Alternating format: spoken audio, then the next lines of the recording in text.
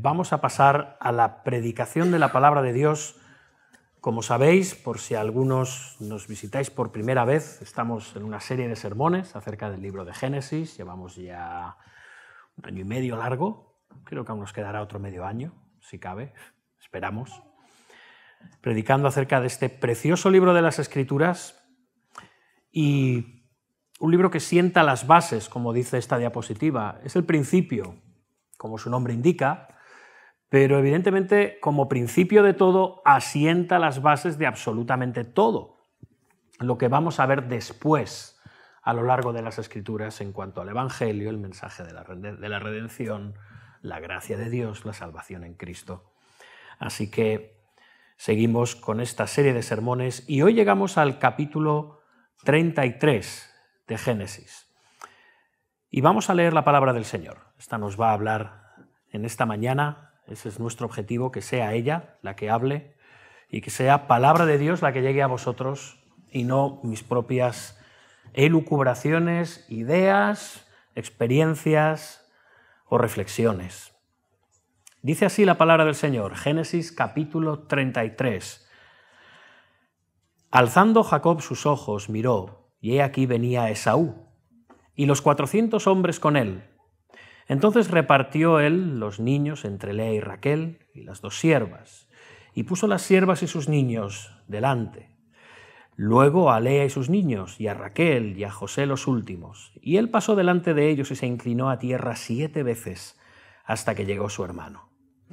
Pero Esaú corrió a su encuentro y le abrazó, y se echó sobre su cuello y le besó, y lloraron. Y alzó sus ojos y vio a las mujeres y los niños y dijo, ¿quiénes son estos? Y él respondió, son los niños que Dios ha dado a tu siervo. Luego vinieron las siervas, ellas y sus niños, y se inclinaron. Y vino Lea con sus niños y se inclinaron.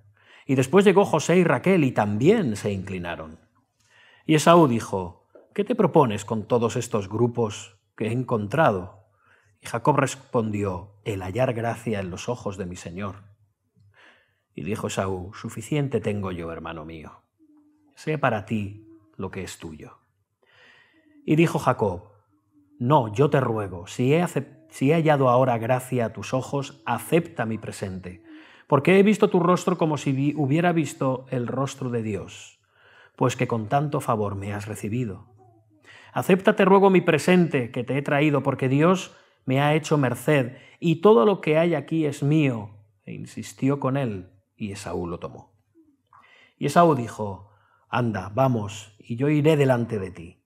Y Jacob le dijo, mi señor sabe que los niños son tiernos, y que tengo ovejas y vacas paridas, y si las fatigan, en un día morirán todas las ovejas. Pase ahora mi señor delante de tu siervo, y yo me iré poco a poco al paso del ganado que va delante de mí, y al paso de los niños, hasta que llegue a mi señor, a Seir. Y Esaú dijo, dejaré ahora contigo de la gente que viene conmigo. Y Jacob dijo, ¿para qué esto? Halle yo gracia en los ojos de mi señor. Así volvió Esaú aquel día por su camino a Seir.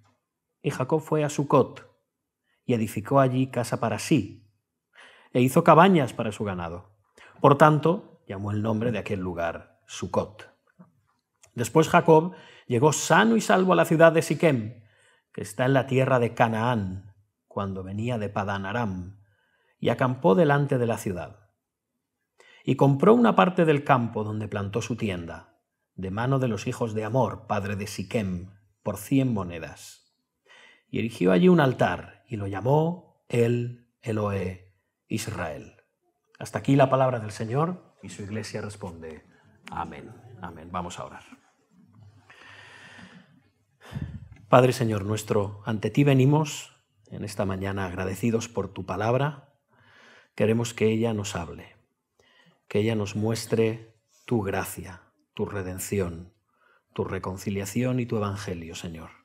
Que tú nos hables por medio de la vida de los patriarcas, por medio de este libro de Génesis, y veamos de qué manera este es un reflejo en tantas ocasiones de nosotros mismos, y que manifiestan tantas cosas por las cuales tenemos que pedir perdón, pero tantas cosas por las cuales también, como tu iglesia, como tus hijos redimidos por gracia, debemos de alabarte y de bendecirte. Así que Te rogamos, oh Dios, Espíritu Santo, que tú seas el maestro y el predicador en esta mañana y que me uses a mí, un medio pecador imperfecto, para hacer llegar a tu pueblo, a tu asamblea, tu verdad y tu salvación. Y te pido por aquellos que están hoy aquí sin Cristo, que tú los llames de las tinieblas a la luz, que tú obres con tu poder y con tu gracia y por medio de la sangre de Jesucristo, con arrepentimiento y fe en sus corazones, y los llames de las tinieblas a tu luz admirable, Señor. Porque te lo pedimos todo en el nombre de Jesús. Amén. Amén. Como sabéis, esta es una predicación expositiva, así que iremos yendo al pasaje recurrentemente, así que os animo a que tengáis vuestras Biblias abiertas, o si no tenéis Biblia, pues vuestros móviles encendidos, o vuestras tablets, o lo que sea, ¿sí? Bien, hermanos. Yo creo, me da la sensación que cuando nos miramos a nosotros mismos a lo largo del tiempo, a lo largo de la vida, sobre todo cuando dejamos la época de la juventud, ya sabéis, esa época que quedó hace nada, hace 2 días, cuando éramos adolescentes, jovencitos, que veíamos las cosas como las televisiones antiguas, ¿sabéis cómo, no? En blanco y negro, todo es blanco y negro. Nos damos cuenta con el paso de los años en que hay zonas grises en nuestra vida. Hay cosas que no acabamos de conciliar. Parece que hay muchas contradicciones incluso en nosotros mismos. En todo tipo de persona es así. Pero también parece que llama mucho más la atención en el caso de los cristianos, porque se nos ha enseñado que en el día en que nos convertimos, nos volvimos en personas extraordinarias, buenísimas, perfectas, sin ningún defecto, y ahora todo va a ser magnífico, la vida va a ser feliz, ya va a ser como una televisión en color, todo perfecto, dejamos el blanco y negro atrás, y lo entendemos todo y lo sabemos todo y hacemos perfectamente la voluntad de Dios. De lo contrario es que no somos cristianos. ¿Pero realmente es así? ¿Realmente el hecho de ser cristiano hace que terminen los problemas con nosotros mismos, con el prójimo, y podríamos decir, de alguna manera, con Dios? ¿Que a partir de ahora nuestra vida va a ser un estilo de vida feliz, santo? Hermanos, lo que comprobamos es que permanentemente hay problemas. Que los problemas en las relaciones, en la familia, en el matrimonio, en el trabajo, en los estudios, en la iglesia, aún con nosotros mismos, permanecen, persisten. Esas son nuestras contradicciones. Parece que no las podemos encajar. Parece que se cumplen las palabras del apóstol Pablo en Romanos, ¿recordáis? El querer hacer el bien está en mí, pero no el hacerlo. Porque no hago el bien que quiero, sino el mal que no quiero, eso hago. Me he cargado el reloj. Hermanos, reconciliar lo que queremos con lo que realmente hacemos muchas veces es imposible, o así nos resulta, es difícil, porque como continúa Pablo en su argumento, nos da la explicación el apóstol de por qué esto es así, y no olvidemos que Pablo está hablando a cristianos, porque según el hombre interior, el nuevo hombre que ha sido formado en mí en Cristo, en mi conversión, me deleito en la ley de Dios, pero veo otra ley en mis miembros que se rebela contra la ley de mi mente y que me lleva cautiva la ley del pecado que está en mis miembros. No podemos reconciliarnos ni con nosotros mismos. ¿Os dais cuenta? Y esto es por causa del pecado. Y este mismo pecado hace que tampoco muchas veces podamos reconciliarnos con nuestro prójimo. Aquí tenemos a Jacob / Israel, podemos llamarle de las 2 maneras a partir de ahora, un hombre que trató durante toda su vida de ¿qué?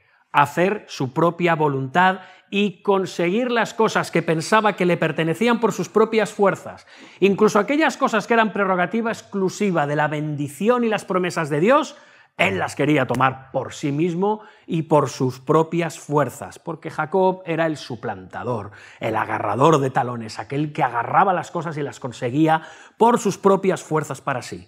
Pero tras una lucha que duró toda una noche con el ángel del Señor, recordáis, como vimos la semana pasada, esto terminó aparentemente. De hecho, Dios le cambia el nombre de Jacob, suplantador, usurpador, el agarrador del talón, a Israel, aquel que lucha con los hombres y con Dios y vence. O sea, un hombre que en vez de aferrarse a sí mismo y a sus propias fuerzas, obtiene las cosas por medio de aferrarse a Dios. ¡Qué gran cambio! Parece que se estaba operando en este hombre, ¿verdad? Sin embargo, ahora llegamos a Génesis capítulo 33, que es la continuación del pasaje de la semana pasada, ¿y con qué nos encontramos? Vemos que al igual que tú y que yo, atención, al igual que tú y que yo, este buen hombre a veces es Jacob, el suplantador, y a veces es Israel, el que se aferra a Dios. Y vemos permanentes contradicciones en este hombre. Y quizás, hermanos, donde más contradicciones vemos y lo que más nos cuesta conciliar con nuestro nuevo nacimiento, con nuestra novedad de vida como cristianos, es en el perdón hacia los demás, en las relaciones humanas. Los cristianos cabalgamos, como decía Pablo Iglesias, ¿os acordáis de aquel hombre? Cabalgamos contradicciones, ¿no? Dice, los políticos cabalgaban contradicciones, él bastantes, pero los cristianos somos igual, cabalgamos contradicciones. Porque proclamamos un evangelio de gracia, de perdón, de reconciliación, de restauración, que la cruz borra todas las transgresiones de nuestros pecados pasados, presentes y futuros. Nuestros pecados cometidos hacia Dios y al prójimo son perdonados. Pero a nosotros nos cuesta un mundo perdonar, reconciliar y restaurar nuestra relación con los demás. ¿Qué nos pasa? ¿Qué ocurre con nosotros? Bien, si ese es nuestro caso, y creo que es el caso de todos, el pasaje de hoy tiene mucho que decirnos. Jacob y Esaú, como sabéis, vivieron desde el principio en un constante enfrentamiento entre ellos. El primero era quien recibiría la bendición de Dios, pero resulta que iba a perder ese privilegio a favor del segundo. ¿Por qué? Porque así lo había determinado el Señor. Y esto hizo que Jacob sintiera desde muy pronto en su vida el deseo de aprovecharse de todo y de conseguir todo lo que creía que era suyo, de cualquier manera, de cualquier forma. Él quería conseguir las promesas y las bendiciones ya, y las quería por su cuenta. Las quiero ahora y las quiero ya. Y como hemos visto en capítulos anteriores, se aprovechó de la debilidad y carnalidad de su hermano Esaú y le compró la primogenitura a cambio de un plato de lentejas de color rojo, y luego, instigado por su madre, engañó y estafó a su padre, que ya estaba ciego, para conseguir la bendición que le correspondía a su hermano mayor, Esaú. Y debido a esto, Esaú ya odió a muerte a su hermano Jacob. Y esto hizo que Jacob tuviera que huir a Mesopotamia. Aquel al que se le había prometido todo se fue de la tierra prometida sin nada, con un cayado. Ya está, nada más. Pero Dios se le aparece cuando él se está exiliando de la tierra prometida, y Dios le promete todavía en la tierra de la promesa estar con él, guardarle, prosperarle, multiplicarle y traerle de vuelta a la tierra de la promesa. Y Jacob, recordáis, allí en Betel, por su parte, hace un voto de obediencia y de adoración a Dios. Así que esto nos lleva ahora 20 años después.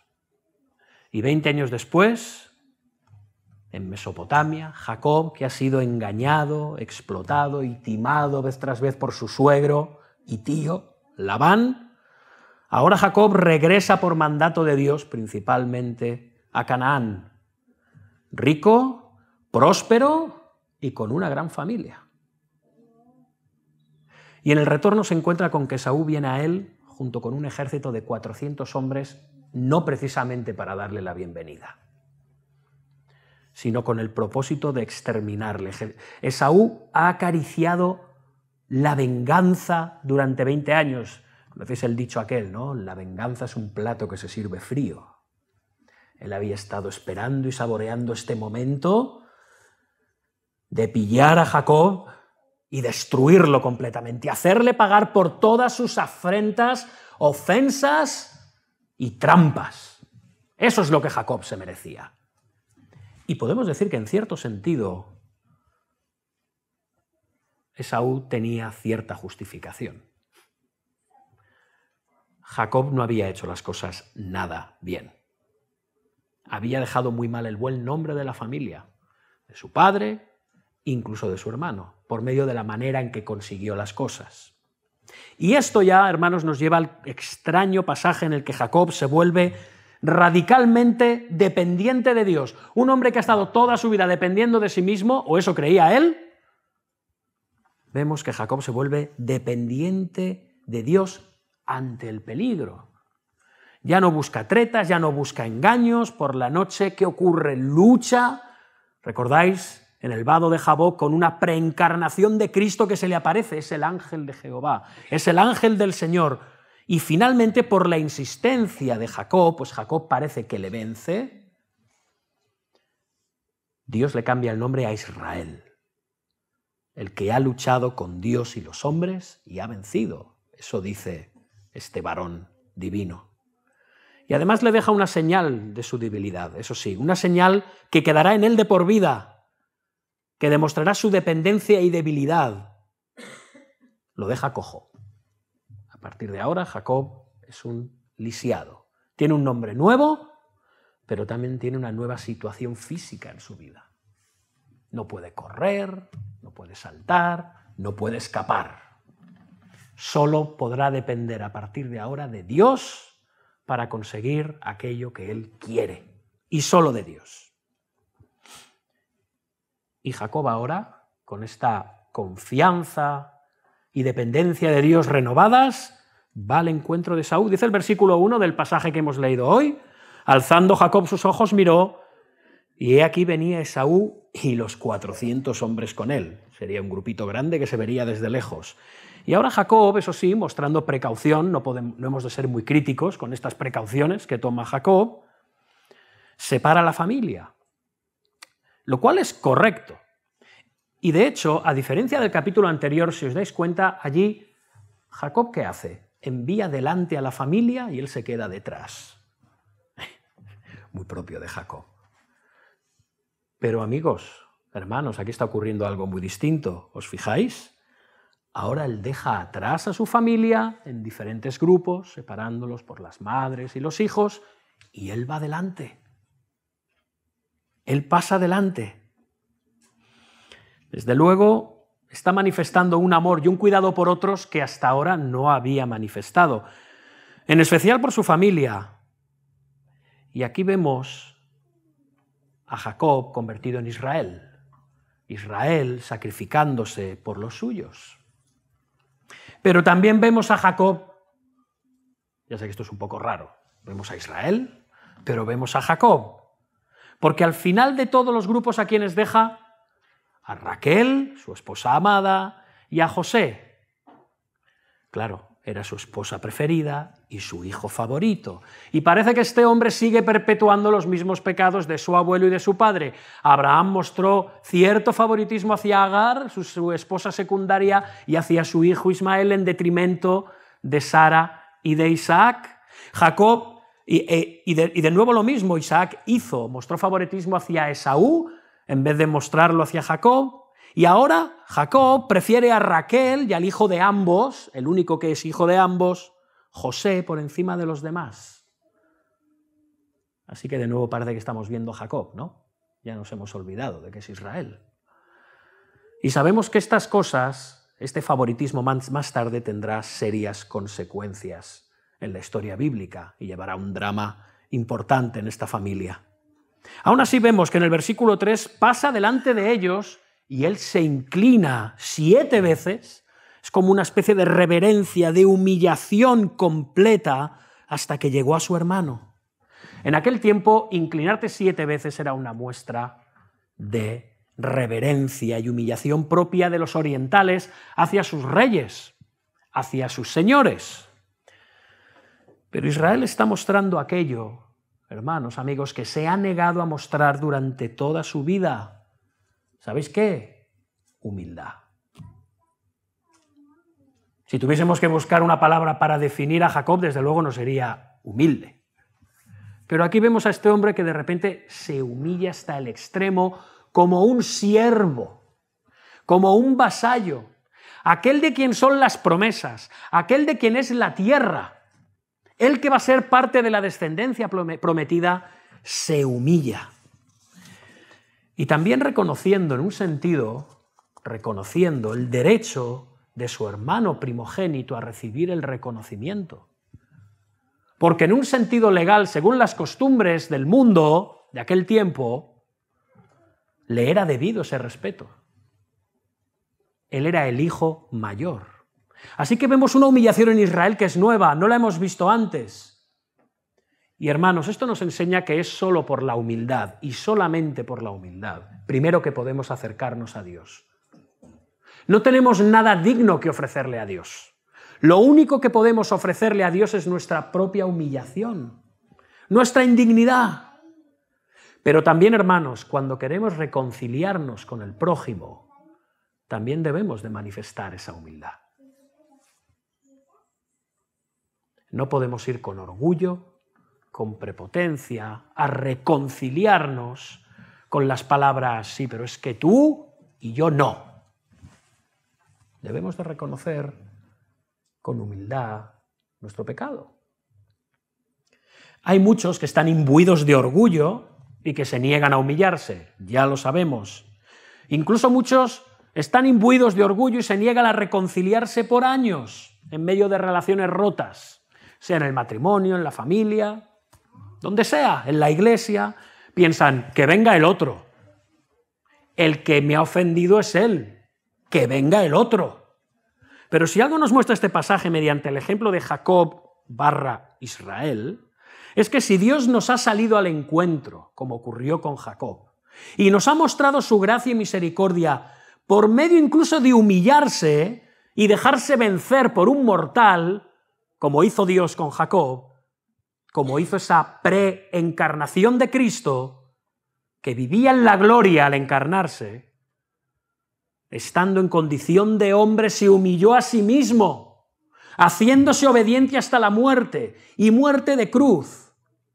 Y esa cruz fue para reconciliarnos a nosotros con Dios.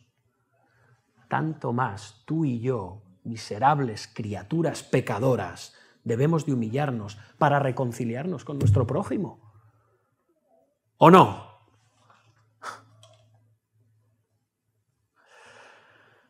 E Israel se humilla. Y en medio de esta humillación vemos esta preciosa escena que nos retrotrae al pasaje de Lucas que hemos leído antes en la lectura congregacional, Lucas 15, del 11 al 32, en la parábola del hijo pródigo. Fijaos, versículo 4 aquí dice que Esaú corrió a su encuentro y le abrazó y se echó sobre su cuello y le besó y lloraron. Y son muchos los comentaristas y estudiosos, esto no es algo que me he sacado de la chistera, a lo largo de 2000 años de historia de la Iglesia, que afirman que muy posiblemente el Señor Jesucristo tenía en su mente este pasaje cuando explicó por primera vez la parábola del hijo pródigo. Esta hermosa palabra que nos habla de la gracia reconciliadora de Dios. Vemos muchas similitudes entre la historia de Jacob y Esaú en este pasaje. Jacob obtiene indebidamente la herencia de su padre. El hijo pródigo dice, padre, dame la parte de la herencia que me corresponde. Literalmente le está diciendo, para mí es como si te hubieras muerto, dame la herencia ya, adelántate. Muérete, dame lo que es mío. Luego se marcha a un país distante, Jacob, donde la bendición de la herencia no le sirve para nada y tiene que ponerse a trabajar como un siervo para los habitantes de ese país y además es explotado. Como el hijo pródigo que marcha a un país distante, dilapida toda su herencia, se queda sin nada y tiene que ponerse a trabajar cuidando los cerdos de uno y ni siquiera le dan la comida de los cerdos. Ni eso. Entonces hay un punto de inflexión en la vida de Jacob cuando Dios sale a su encuentro y él es transformado y se da cuenta de muchas cosas de su dependencia de Dios, de su indignidad, de su miseria, de su maldad, como el hijo pródigo que se nos dice que vuelve en sí. E iré de vuelta a casa de mi padre. Y luego Jacob regresa a su tierra, pero ¿cómo regresa? Humillándose y presentándose como menos que un siervo ante su hermano mayor, que en un sentido era el sucesor del padre, y a él le había ofendido, pero de parte de él que recibe abrazos, besos, misericordia, perdón. Jesús nos dice en la parábola del hijo pródigo que este muchacho, ¿recordáis? Volviendo en sí, este chico volviendo en sí, dice, me levantaré e iré a mi padre y le diré, Padre, he pecado contra el cielo y contra ti, ya no soy digno de ser llamado tu hijo, hazme como uno de tus jornaleros. El hijo pródigo piensa que así recibirá algo, un poquito de misericordia de parte del padre al que había ofendido y ultrajado e insultado. Pero nos dice Jesús de nuevo en la parábola, y cuando aún estaba lejos, lo vio su padre y fue movido a misericordia y corrió. Y se echó sobre su cuello y le besó. En una sociedad patriarcal como la de los tiempos del Génesis, pero también en la del Nuevo Testamento, en la que Jesús está predicando la parábola, un patriarca no corría. Un patriarca tenía siervos, un patriarca tenía esposas, un patriarca tenía hijos. Estos eran los que corrían para hacer los recados o llevar los mensajes del padre, del patriarca. Así que vemos que esta parábola del hijo pródigo es algo inusual y escandaloso en las mentes de las personas que la escucharon por primera vez. Este hombre, ¿qué hace corriendo hacia el sinvergüenza de su hijo, al que tendría que ir corriendo en todo caso a partirle la cara? Por sinvergüenza, por derrochador, por blasfemo, por insultar a toda la familia públicamente, por gastarse toda la herencia. Pero este hombre no, corre, abraza, besa a su hijo y lo colma de bendiciones. Es una humillación de parte del patriarca en su posición de patriarca, pero también es una humillación en lo que hace, porque este hombre está corriendo a abrazar y a besar a aquel que le ha despreciado, aquel que ha deseado su propia muerte, aquel que le ha ninguneado. Es ir a abrazar al propio enemigo. Es besar y abrazar al que es indigno de su amor. Indigno. Por eso muchos creen que esta parábola no debería de llamarse del hijo pródigo o derrochador, gastador, sino del Dios pródigo, como el libro de Tim Keller, un Dios que derrocha su gracia de una manera escandalosa y sin límites sobre todos nosotros, sobre aquellos que merecemos únicamente el castigo y la ira de Dios por nuestros pecados. Pero esta es la misma escena que vemos en este pasaje, ¿os dais cuenta? Esaú corrió a su encuentro y le abrazó y se echó sobre su cuello y le besó y lloraron. ¿Qué ha pasado aquí? Si este hombre venía con 400 hombres a exterminar a Jacob. ¿Se ha dado un golpe en la cabeza? ¿Qué le ha ocurrido? Y no solo le besa y le abraza y lloran, sino que además el que venía a aniquilarlo se interesa por él, le pregunta por la familia, como vemos en los versículos 5 al 7. Y la familia llega respetuosamente y se va inclinando también, humillándose delante de Esaú, ante el hermano mayor. Más chocante, si cabe, es esta escena de Génesis 33, incluso que la parábola del hijo pródigo, porque Esaú no es el hijo de la promesa, ¿verdad? Ya sabemos cómo es Esaú, también.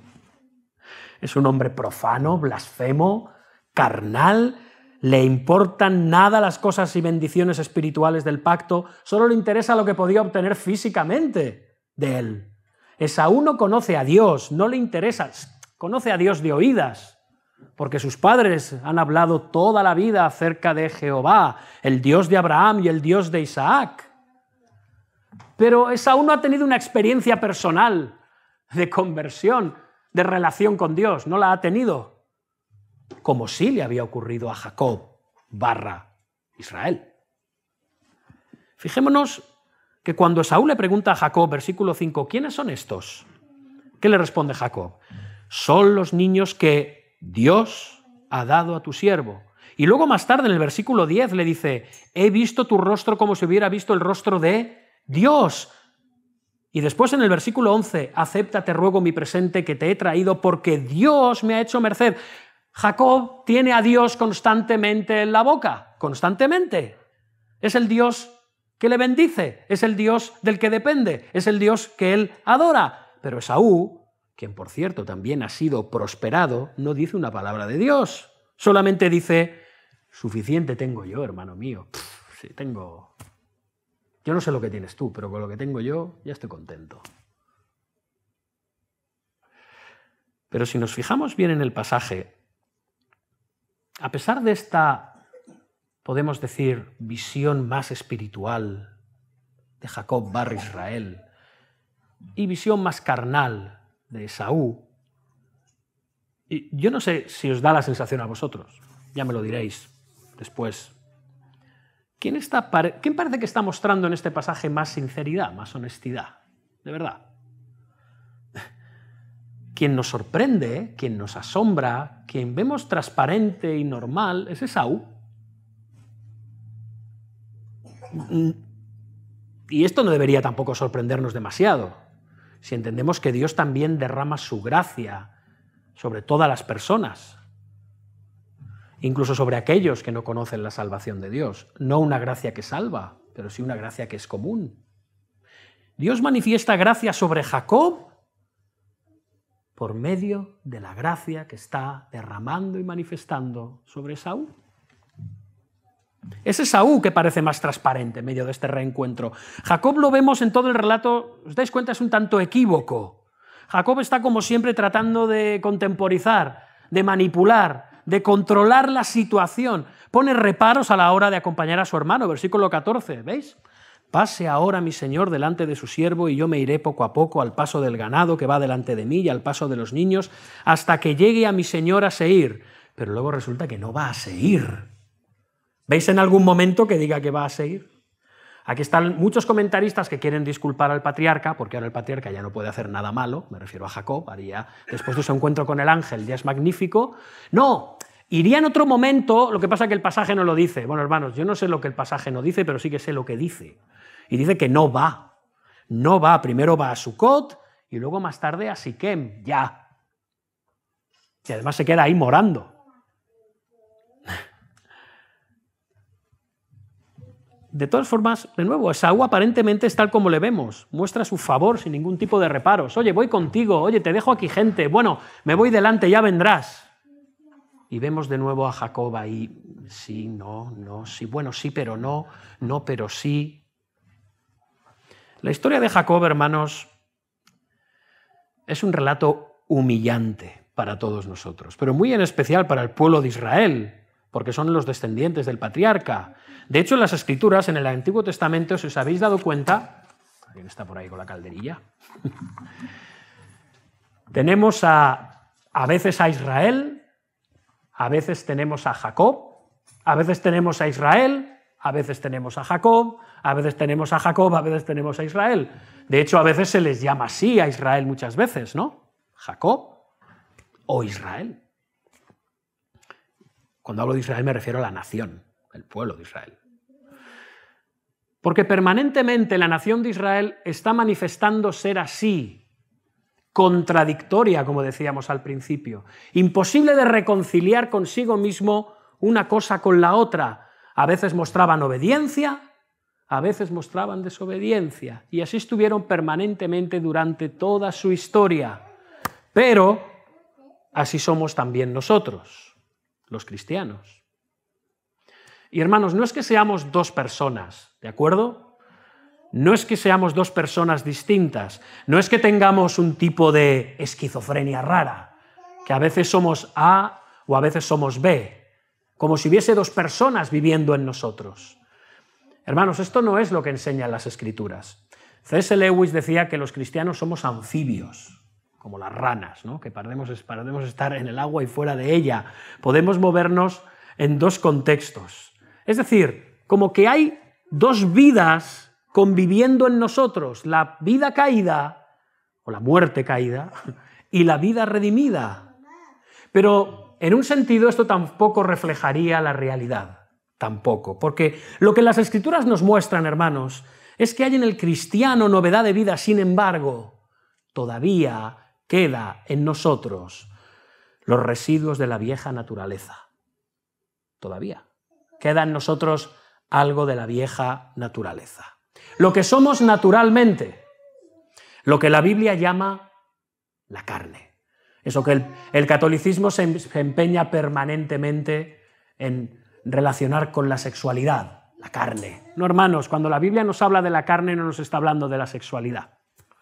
Nos está hablando de nuestra naturaleza caída, de nuestra naturaleza todavía resistente a Dios y a su gracia.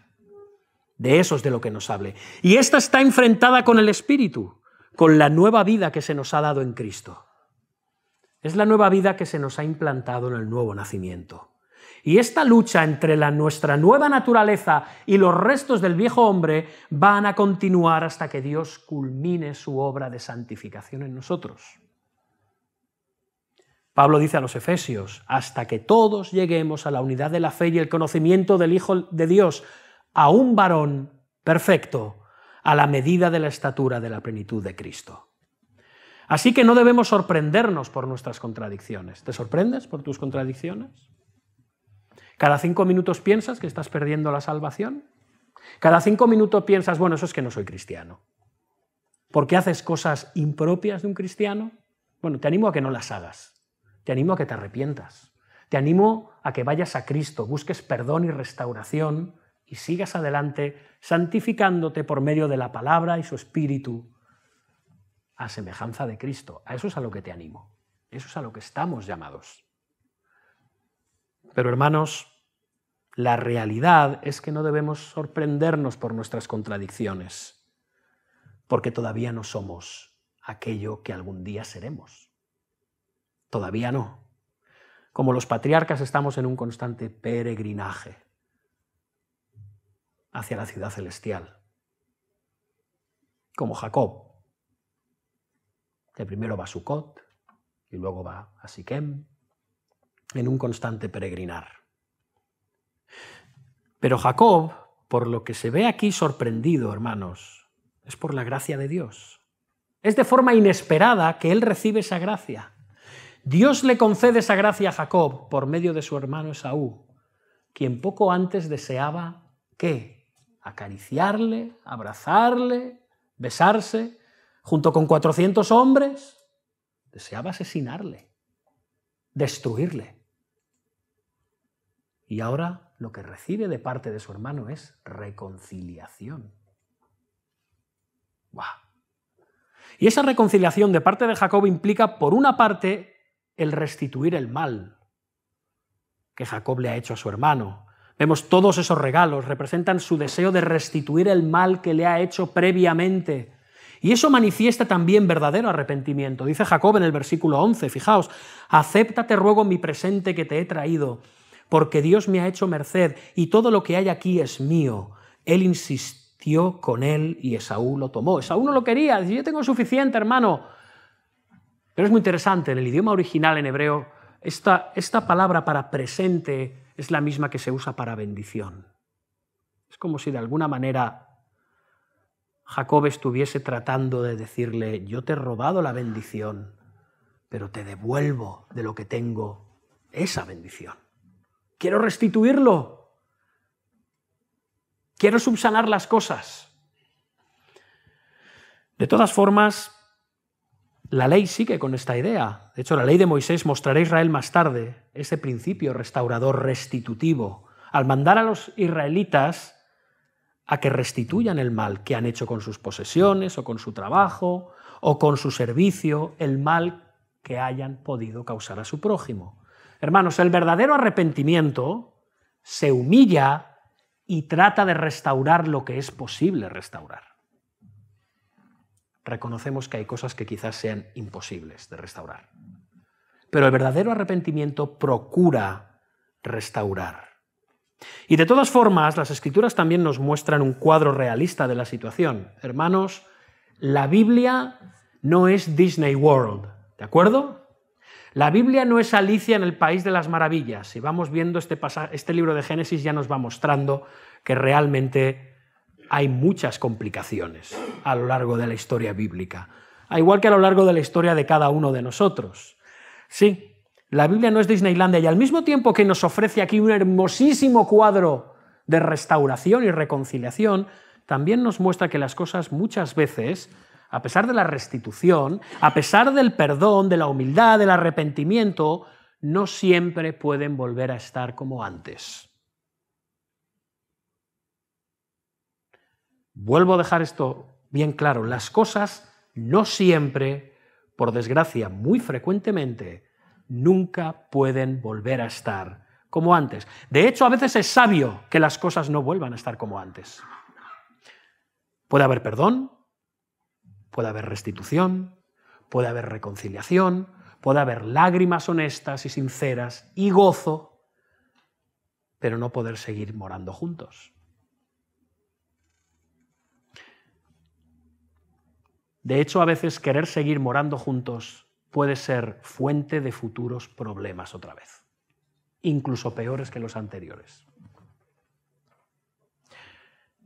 Jacob, fijaos, le dice que no puede seguir el ritmo de Esaú por causa de sus ganados y la tierna edad de alguno de sus hijos. Quizás sea cierto. Es probable que sea cierto. Pero Jacob / Israel sabe quién es Esaú. Vente conmigo a Seir. Jacob no estaba llamado a ir a Seir. Había sido llamado a morar en Canaán, en regresar a la tierra de la promesa. Por lo tanto, donde él tenía que estar, a pesar del engaño, otra vez, era en Canaán, en la tierra de la promesa. Pero Esaú ahora le dice, oye, pues te dejo escolta, ¿no? Algunos hombres que te acompañen y que te ayuden con la familia y con los ganados, que te ayuden en lo que necesites. Pero vemos la respuesta de Jacob, versículos 15 y 16. ¿Para qué esto? ¿Para qué? ¿Para qué? Tranquilo. Halle yo gracia en los ojos de mi Señor, y vuelve a inclinarse. Y así volvió Esaú aquel día por su camino a Seir. Ellos seguirán caminos separados, aunque se han reconciliado, y hasta cierto punto la reconciliación, es verdad, ha tenido lugar, ambos seguirán de ahora en adelante caminos separados, porque uno forma parte de la descendencia de la serpiente y otro de la descendencia prometida de la mujer. Porque uno es un adorador de Dios y Esaú es un adorador, vete tú a saber de qué. Está cambiando cada 2 por 3, según le interese y le convenga. Aunque los volveremos a ver juntos en el entierro de su padre en el capítulo 35. Y tan amigos. Pero esto no debemos de ver como algo que menoscaba la reconciliación. De nuevo, porque nos muestra también que independientemente de que las cosas no vuelvan a ser como antes, la reconciliación por los cauces correctos de la palabra de Dios nos libera. Nos libera de la esclavitud al odio, al rencor, a la amargura, a la venganza, que son obras de la carne. Como dice Pablo a los romanos, no paguéis a nadie mal por mal. Procurad lo bueno delante de todos los hombres. Si es posible, en cuanto dependa de vosotros, estad en paz con todos los hombres. Y hermanos, amigos, si los demás no quieren reconciliarse, si no quieren responder a tu requerimiento de reconciliación, si cuando nos humillamos nos humillan más, si cuando queremos reconciliación ellos buscan más conflicto y cosas que echar sobre nosotros, nosotros, hermanos, encontraremos la paz en saber que al menos hemos hecho todo lo que hemos podido para estar en paz con ellos. Porque eso es lo que Dios en su voluntad nos pide. Hermanos, no podemos responder por los demás. ¿Es claro esto? No podemos responder por los demás. No podemos, solo por nosotros delante de Dios. Y Él ya tratará con los demás a su debido tiempo.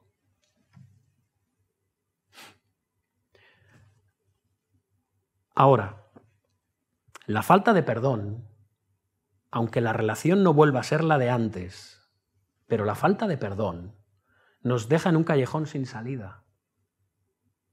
Nos deja atrapados en nuestros propios rencores y odios y sometidos a las ofensas de los demás. Te conviertes en un esclavo de los agravios de otros, que forman una jaula alrededor de ti. Y eso nos paraliza para llevar vidas fructíferas, especialmente como hijos de Dios. Vidas que deberían de reflejar amor, gozo, paz, paciencia, benignidad, bondad, fe, mansedumbre, templanza, es decir, vidas llenas de fruto espiritual. Algo que aprendemos hoy es que un personaje tan difícil, no sé qué os parece, tan difícil y enrevesado, incluso a veces mezquino como Jacob, ahora Israel, ha recibido la gracia de Dios. Pero de nuevo, vemos a este hombre con sus contradicciones. Versículo 17. Jacob fue a Sucot y edificó casa allí e hizo cabañas para su ganado, por tanto llamó el nombre de aquel lugar Sucot. Y después de esto nos dice en los versículos 18 al 20, llegó sano y salvo a la ciudad de Siquem, que está en la tierra de Canaán, cuando venía de Padán Aram, y acampó delante de la ciudad y compró una parte del campo donde plantó su tienda, de mano de los hijos de Hamor, padre de Siquem, por 100 monedas. ¿No os suena raro? ¿Dónde creéis que tendría que haber ido antes este hombre? ¿A Betel? ¿Donde había hecho un voto a Dios? Luego vuelve a Betel porque Dios le dice, ven a Betel. Pero él se planta en Sucot, se establece allí, y después de eso, ¿qué hace? Se planta delante de la ciudad de Siquem, una ciudad cananea, y esto anticipa un drama que veremos en el próximo sermón de esta serie, pero lo dejamos en suspenso. De todas formas, volvemos a ver a Israel, ya no Jacob, al final de este pasaje que consideramos hoy. Pues fijaos, versículo 20, y erigió allí un altar y lo llamó El Eloé Israel. Jacob levanta un altar donde antes su abuelo Abraham había levantado un altar. Y es muy probable, según lo que dice el idioma original, que lo que esté haciendo es reconstruirlo. Y lo llama El Eloé Israel, Dios, el Dios de Israel, en hebreo. Jacob ya se identifica a sí mismo como ese nuevo hombre que Dios le ha hecho. Pero además ya no dice que es el Dios de sus padres, el Dios de Abraham, el Dios de Isaac, como dice en Betel cuando salía de la tierra prometida. No. Ahora ya puede decir que Dios es también su Dios. El Dios de Abraham, el Dios de Isaac y el Dios de Jacob. El Dios de Israel. Jacob, a pesar de sus muchas contradicciones y pecados, como todos nosotros arrastramos contradicciones y pecados en este cuerpo y en este mundo, sabe que Jehová es su Dios. Y lo será siempre. Dios siempre estará con él, como le prometió en Betel. He aquí yo estoy contigo y te guardaré por donde quiera que fueres. Y Jacob estaba listo ya para vivir conforme a su voto hecho a Dios en aquel día. Si fuere Dios conmigo y me guardare en este viaje en que voy, y me diere pan para comer, y vestido para vestir, y si volviera en paz a casa de mi padre, Jehová será mi Dios. Dios. El Dios de Jacob, el Dios de Israel. Y él lo proclama por medio de este altar cuando regresa a Canaán. Muchas veces tenemos puestas nuestras esperanzas de santificación en la vida cristiana en el lugar equivocado. Creemos que por medio de la obediencia a Dios y por nuestras buenas obras nos ganaremos el favor de Dios, cuando finalmente es todo lo contrario. Dios nos acepta como sus hijos a pesar de nuestros pecados. Y Él nos reconcilia con Él a pesar de nuestra miseria, de nuestra maldad, de nuestra pecaminosidad. Por eso es gracia. Como dice el gran predicador galés Martin Lloyd-Jones, la vida cristiana empieza con gracia, continúa con gracia y termina con gracia. Todos estamos en construcción, como las páginas web cuando no están acabadas, ¿habéis visto? Construcción, ¿sigue saliendo esto? ¿Sí? Construcción. Igual que Jacob / Israel, ninguno de nosotros es una obra completa. Estamos lejos de que algún día llegaremos a ser completos. Aunque eso sí, hermanos, ya no somos aquello que éramos. Nunca más, por la gracia de Dios. ¿Somos conscientes de la gracia reconciliadora de Dios en nuestra vida? ¿Eres consciente? Lo que somos no es lo que nosotros podemos conseguir por nuestras fuerzas, como Jacob, sino que somos aquello que solo podemos obtener por medio de la bendita gracia de Dios en nuestras vidas, como Israel. ¿Dónde tenemos puesta nuestra confianza y esperanza? Si lo único que buscas en tu vida es ser más disciplinado, portarte mejor, ser más bueno y obediente, te estás perdiendo lo mejor.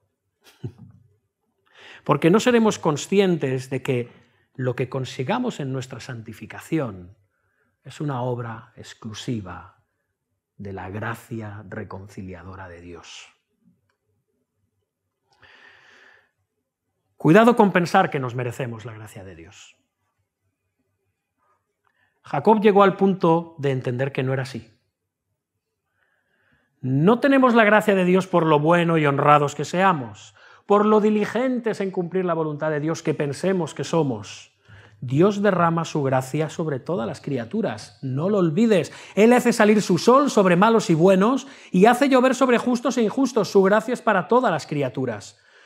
De hecho, la segunda bendición de Isaac sobre Esaú se cumplió también. El mismo Esaú dice, suficiente tengo yo, hermano mío, tengo de todo, no me falta nada. ¿Qué me vienes a dar? Cuidado con pensar que le estamos dando algo a Dios por medio de lo que hacemos. Dios no necesita nada de ti y de mí. Por venir hoy aquí no le estás haciendo un favor a Dios. Él nos está haciendo un favor a nosotros por estar hoy aquí escuchando su palabra y meditando en ella. No al revés. Todo lo recibimos por su gracia. Hermanos, para concluir, dependemos de la gracia de Dios, del favor de Dios que Génesis 33 identifica con su rostro. Con esto concluiremos. Dice Dios a Moisés, no podrás ver mi rostro porque no me verá hombre y vivirá. Ciertamente nadie puede. ¿Por qué? Porque tal es la santidad de Dios que nosotros, seres pecadores, no podríamos resistirla. Pero hay un anhelo en nosotros, en ti y en mí, de ver a Dios. Al mismo tiempo que nos echa para atrás, nos atrae. Queremos ver a Dios, deseamos verle, estar cara a cara. ¿Por qué? Porque sabemos que en el momento en el que podamos verle, podremos saber y podremos comprender algo que hasta ahora no hemos podido comprender. Podremos comprender algo distinto a todo lo que podemos saber acerca de Él. Porque la visión de Dios, de su rostro, es algo que nos transforma. Como transformó a Moisés, que incluso tuvo que cubrir su rostro ante solamente ver algo de la gloria divina. Jacob, tras luchar con el ángel del Señor, dice, vi a Dios cara a cara y fue librada mi alma. Y él relaciona este suceso con la gracia que le ha mostrado Esaú. Pues cuando éste rechaza su regalo de más de 500 animales, fijaos, Jacob le dice, no, yo te ruego, si he hallado ahora gracia en tus ojos, acepta mi presente, porque he visto tu rostro como si hubiera visto el rostro de Dios, pues que con tanto favor me has recibido. De contemplar el rostro de Dios solo podemos esperar ser desintegrados, destruidos. Y no fue así con Jacob.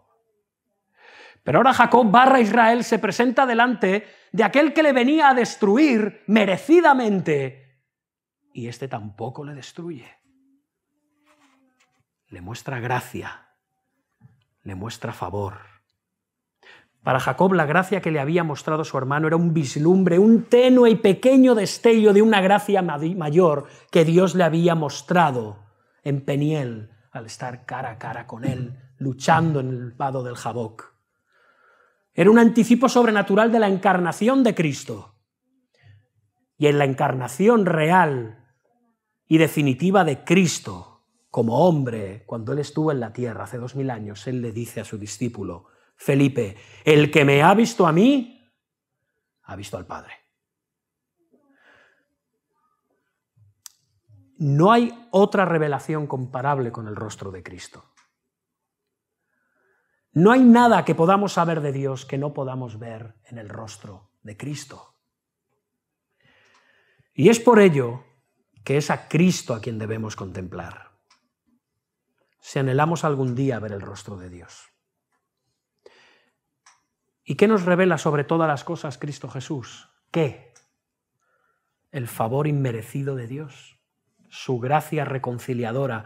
Como dice el apóstol inspirado, Dios nos reconcilió consigo mismo por Cristo y nos dio el ministerio de la reconciliación, que Dios estaba en Cristo reconciliando consigo al mundo, no tomándoles en cuenta a los hombres sus pecados. La historia de Esaú corriendo a besar y abrazar a su hermano engañador, así como la historia del padre que corre para abrazar y besar a su hijo tarambana, nos habla del ministerio de la reconciliación de nuestro Señor Jesucristo. Y Él lo hizo hasta sus últimas consecuencias, hasta las últimas consecuencias en la cruz del Calvario, muriendo por aquellos que no lo merecían, muriendo por aquellos que le despreciaron y le desprecian todavía, a quienes dedicó sus últimas palabras al Padre en la cruz. Padre, perdónalos. ¿A quiénes? A todos nosotros que le llevamos a la muerte. Perdónalos, porque no saben lo que hacen.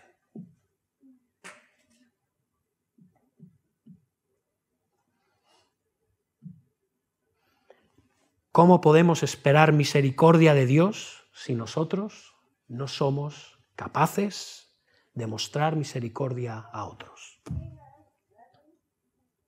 Él nos llama a orar en el Padre Nuestro, perdónanos nuestras deudas, como nosotros perdonamos a nuestros deudores. ¿Pedís eso? Porque si Dios os tiene que perdonar en base a cómo nosotros perdonamos a nuestros deudores, estamos perdidos. Tiene que haber gracia, y gracia sobre gracia, siendo transformados por medio de la faz del rostro de Cristo, para poder alcanzar esa gracia y esa misericordia restauradora y reconciliadora. El Señor nos está diciendo algo muy fuerte pero muy sencillo en estas palabras. Si no podemos perdonar las deudas que otros tienen con nosotros, nuestras deudas no serán perdonadas. ¿Por qué? Porque no somos hijos de Dios.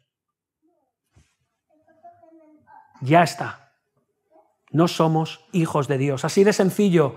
Un cristiano que es incapaz de perdonar, tragándose su orgullo y mostrando gracia al prójimo, ni es cristiano, ni es nada. Y debe de arrepentirse de sus pecados y correr en busca de la gracia transformadora de Dios por medio del rostro de Cristo. Espero que sea así en tu caso, seas cristiano y luches con la reconciliación con los demás, o no lo seas y te des cuenta de que vives un mundo de enemistad constante con tu prójimo, contigo mismo y con Dios. Arrepiéntete, porque hay gracia reconciliadora en Cristo. Debemos arrepentirnos y debemos pedirle al Señor que nos salve, que nos reconcilie con Él mismo y con nosotros y con el prójimo, para poder perdonar tal y como nosotros hemos sido perdonados y reconciliados por medio de la cruz del Calvario. Que Él nos llene de gracia reconciliadora. Amén. Amén, hermanos. Oremos en silencio.